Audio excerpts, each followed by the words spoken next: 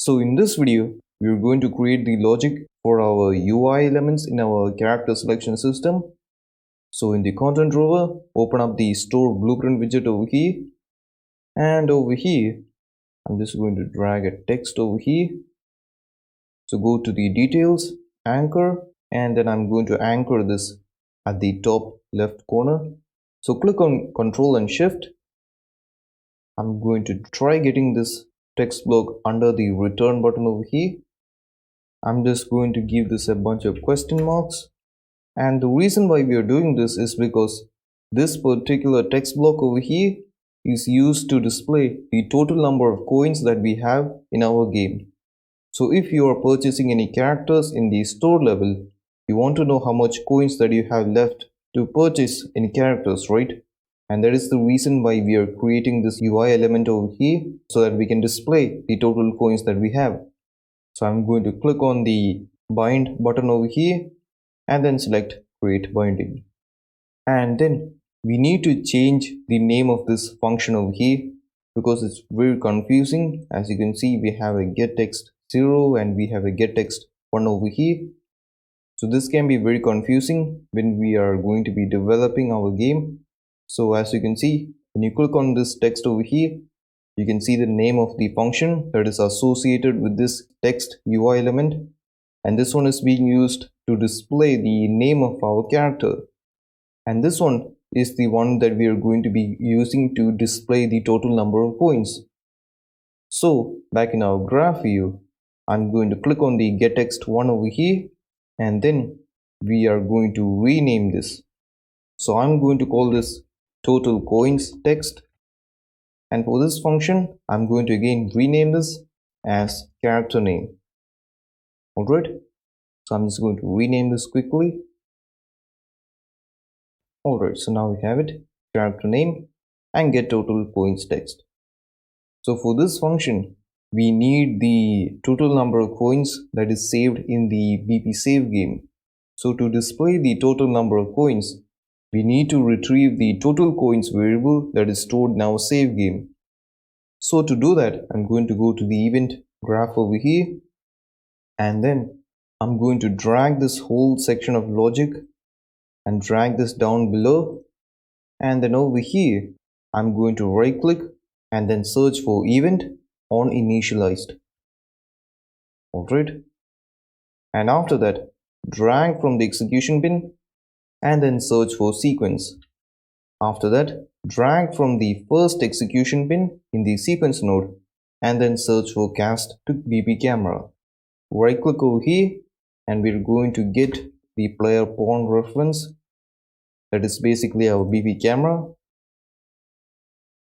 We're going to right click on the as BP camera in our cast node and then promote it to a variable. Just leave the name as it is.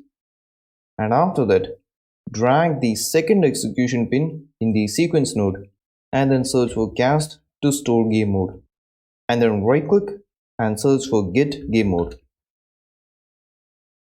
Connect the return value to the object over here, and then we're going to get the as BP save game reference in it. So search for BP save game and then promote it to a variable.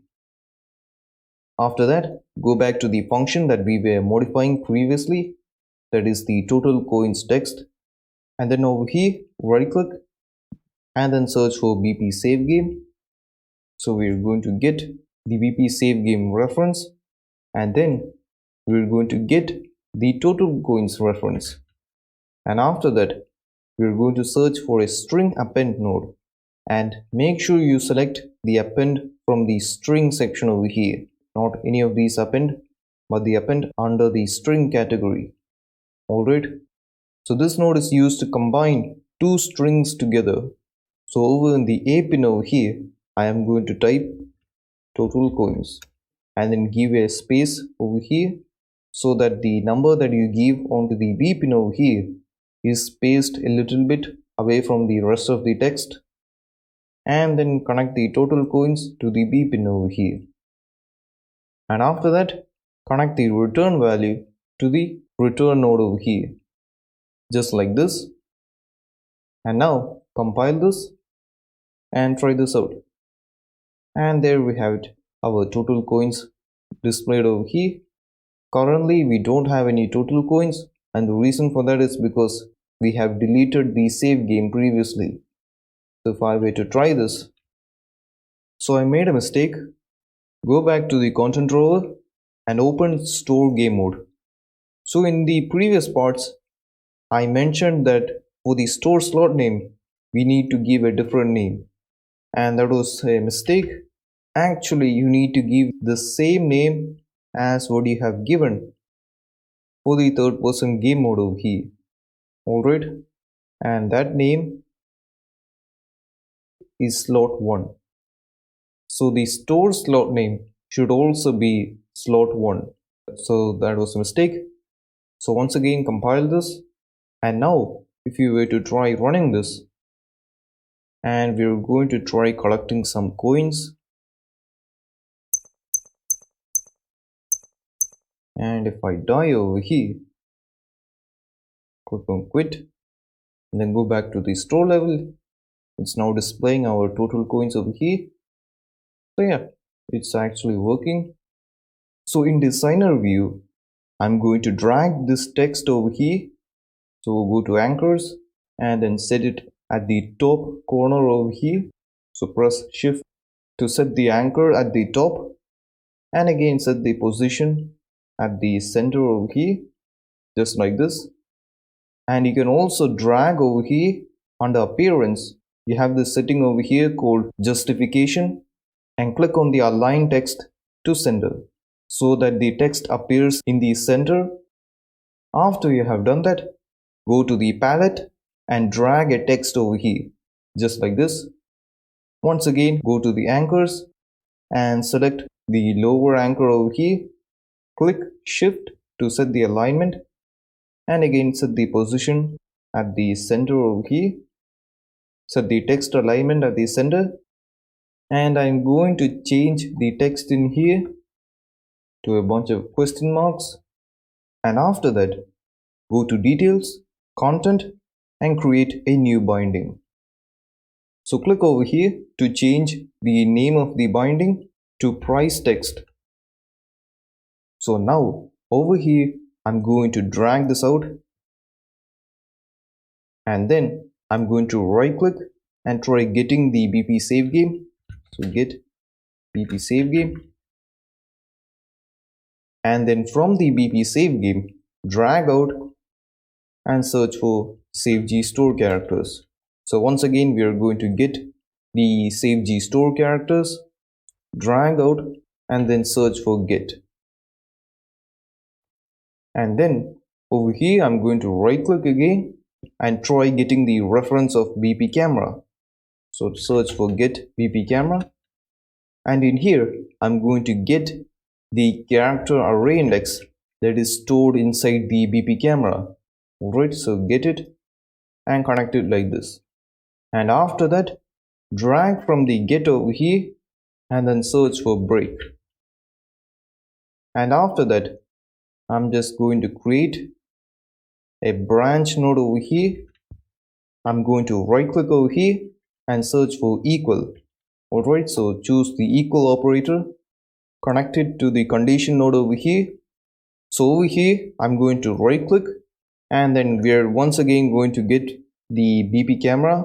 So search for BP camera, and from the BP camera we are going to get the character name. Alright, and then connect the character name to this pin over here. Actually I made a mistake. I'm going to drag the character name and search for equal once again, and what you need to choose is the equal exactly string over here. Alright, not the equal node. And then connect this to the condition node over here, then connect the character name to this node over here, just like this. So after that I'm going to drag the return node away, and then I'm going to right click over here and search for append. So the append under the string section over here, connect the return value over here, and then over here in the A pin we are going to type price and make sure to give a space over here, and then drag the price and connect it to the B pin in the append node over here. So just like this, compile this, and now let's try this out. And you can see that the price is getting updated based on which character that we are looking at. So this logic is now working. We can save it and go to designer, and I guess we could actually drag this down a bit. Once again, compile this, and we're going to try this out, and it kind of looks better now since it isn't covering up the characters all that much. So yeah, so that's about it for this video. Thanks a lot for watching, and see you later. Bye.